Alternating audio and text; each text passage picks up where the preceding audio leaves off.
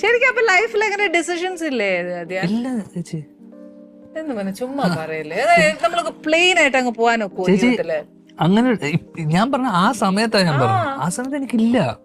കാരണം അങ്ങനെയുള്ള ചേച്ചി ഞാൻ മറ്റേ ചേച്ചി വളരെ ചെറിയ പ്രായത്തിൽ വന്നു, സിനിമയിൽ വന്നു. ചേച്ചിക്ക് അന്ന് ഡിസിഷൻ ഉണ്ട്. എന്ന് വെച്ചാൽ ഇവിടുത്തെ 90% ചെറുപ്പക്കാർക്കും അങ്ങനെ ഡിസിഷൻ ഇല്ലാത്ത ആൾക്കാരാണ്.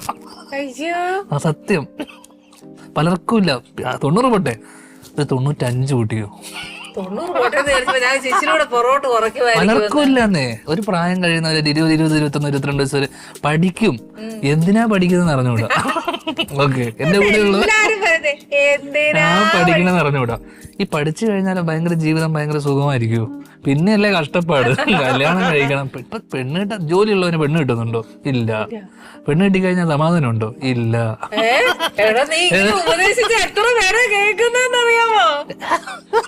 ഉള്ള നേരമൊക്കെ ഇങ്ങനെ പറയുവാന്നോ? നേരൊന്നും അല്ല, ഇതൊക്കെ ചുമ്മാ പറയുന്ന. ചേച്ചി ഇതാണ് ശരാശരി.